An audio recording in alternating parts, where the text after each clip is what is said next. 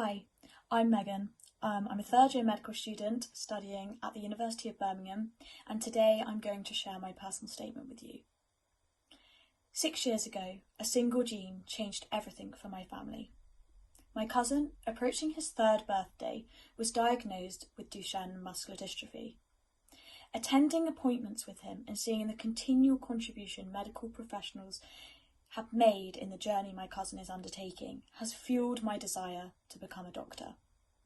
The work experience I have undertaken in both primary and secondary care has confirmed my ambition to study medicine.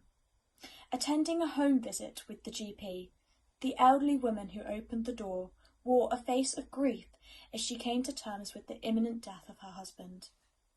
The way in which the doctor handled the situation, with such compassion, while still retaining his professionalism, meant that we were able to leave her in a much more reassured and calmer state.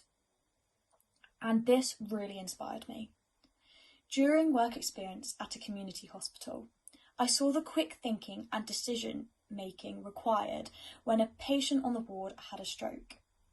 At the Great Western Hospital, I felt privileged to watch a stent insertion. This helped to feed my intellectual curiosity and hunger for medicine, and it made clear to me the importance of multidisciplinary teams as I watched the surgeon, nurses and anaesthetists all working together in the care of the patient. Through the commitment of volunteering at a daycare centre for disabled children over the last 18 months, I started to babysit for one of the little girls who lives with a rare condition. Although she is non-verbal, we managed to find ways to communicate, with her teaching me her signs. I'm the first person her parents have trusted to look after her, and they feel, as do I, that her daughter and I have made a real connection. This emphasises to me just how essential it is to be cheerful and positive, yet understanding and adaptive towards these children given their circumstances. I believe that such values are also vital when working with patients directly in a hospital environment. My weekly visits over the past year to a local care home which specialises in dementia care has proved challenging, as residents can often seem insulting and it's easy to think that they would rather you not be there. However, this has helped me to empathise with their families and carers after talking to them about their frustrations. I'm an avid reader, and after reading The Pill That Steals Lives by Katinka Blackford Newman, I was inspired to write my EPQ on depression. Both this and the Newnham essay competition I participated in allowed me to pursue independent research, and the process of writing has taught me to be self-critical and manage my time effectively. I also seized the opportunity to talk to doctors on my work experience and on the Young Doctors programme that I attended to further my depth of research.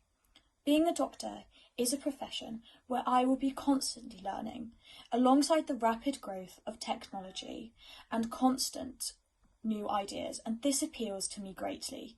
I also push myself to excel in sports, particularly in trampoline, which comes as a welcome break from my studies. Competing at both a national and regional level,